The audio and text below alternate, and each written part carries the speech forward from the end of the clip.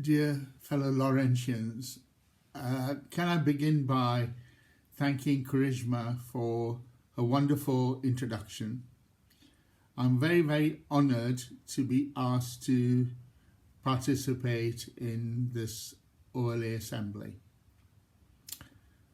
But before I begin anything, I really would like to take this opportunity, as today is Diwali, and I would like to wish everyone a very, very happy and blessed Diwali, and for South Indians like me, happy Deepavali. So I hope you are all having a good time, although with COVID it must be quite a different and strange Diwali celebration. It's also International Children's Day, to celebrate our children who are our future, and it's really appropriate that we are celebrating this at a school, and it is to coincide with Pandit Nehru, the first Prime Minister of India, who would have been born 131 years ago, and so it is to celebrate his life and the sacrifices he made for Indian independence, and he's an inspiration to the children of trying to better India and make our country great. I'd also like to take this opportunity of welcoming, on behalf of the Laurentians in the UK, the new headmaster. I wouldn't say new, he's been here I think 2 years. Welcome, sir, and we are delighted that you are taking in charge of this, our wonderful school, to raise it to even greater heights. And you're coming at a challenging time, and we have a saying in the UK, when the going gets tough, the tough get going, and with you at the helm, I'm sure the school will prosper and achieve great things. And we are very, very appreciative of your support to the old Laurentians, and anything that we can do to support you to raising this school to greater heights, we would be pleased to do so. I'd also like to take this opportunity of congratulating the OLA Association, its president, Johnny Paul and Beena Beliappa, Kuntal Desai and Karishma, and all the others who are involved in setting up this new arrangement of trying to do the OLA Assembly, and also another networking event for the school. So congratulations and thanks for all you guys for what you do. I was rather surprised when I was asked to talk about myself and about my time at Lovedale, because really my time at Lovedale was nothing of any importance, in the sense that I wasn't a prefect, I didn't excel in anything. I think I have a picture of myself carrying a coat while the others were on the podium at Sports Day. But the things that I acquired at school stood me in good stead in my later life. I joined in 1951, January 1951. My mother had joined Lovedale in 1950. She had joined to teach maths and then became headmistress of the prep school. And the year after joining, in March 1952, my father died, and so that was quite a traumatic event. And so my connection with Lovedale is that, as having spent 7 years there, and in those days you were a boarder even if your parents were school teachers, so I spent my time in boarding. And so I'm the only child, and having lost my father at the age of 9, I was I didn't feel lost because I had all my friends around me, and although it did affect me, it didn't affect me as badly if I had not been in boarding. So I have a lot, and so there's a part of me.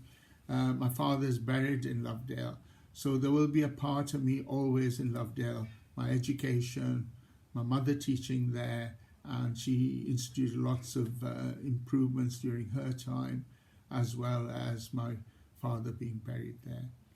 So what is it that struck me about Lovedale? I grew up with my grandfather and grandmother, and I went to school, and it was, the routine and the regimentation and the discipline. But one of the things I want to spend time talking today is about standards and the high standards. They would say to you at breakfast, there's going to be a kit inspection. And we were all judged based on the points that we had for the best house of the month, the best house of the year, and that would be on squad drill and arms drill and kit inspection and various other things, how we'd done in the sports. And so they would say kit inspection, and you had to make sure that your toothpaste was in the right position.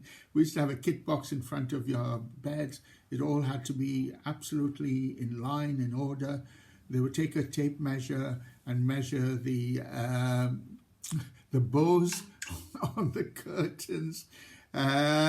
And we had boots and puttees in those days, so the puttees had to exactly, when it's folded over, had to exactly be 2 inches when we were on parade. We had the boots had to be shining, and we used to spit polish and polish the boots, and so the next day when we're on parade, the prefect would have to see our boots shining in his face. Otherwise, he'd take the gun and bang you on your toes. It was, the discipline and the high standards that we had to set, the attention to detail. We always wanted to win. We wanted to be the best. And so when I came to the UK, very often I was the first non-white person. So I stood out. So I was the first non-white management trainee in ICI 52 years ago. So I always did the best. I went the extra mile. And that is, at Lovedale, we did whatever we had to do. In fact, to win the parade,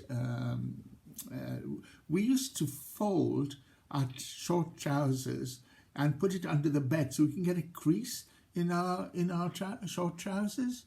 So I went the extra mile, and so one of the reasons why I was successful in the UK is I always did more. I always pushed myself because I didn't want to let the side down. Just in Lovedale, I didn't want to let Nilgiri House down. I always wanted us to do best. And so when I joined the NHS, my trust, healthcare trust, was a 0-star trust. So the first year we were 1 star, the next year we were 2 stars, and the next year we were 3 stars. And then when I retired in 2013, we were the best in the country. So it was this driving for excellence that played a big part in my mental psyche, in my mental makeup. But that all started in Lovedale. We always wanted to do our best. And, I shall talk later on about determination and so on. But the never give in attitude. And we always aim for, my mum used to say, you aim for the stars, you fall on the top of the tree. If you aim for the top of the tree, you fall on the ground. So that pursuit of excellence. And you can see it when I came for our 60th class reunion.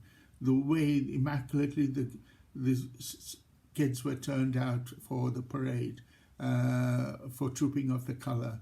And it's, I think, I have a saying, if anything is worth doing, it's worth doing well. And I think all of that came from Lovedale.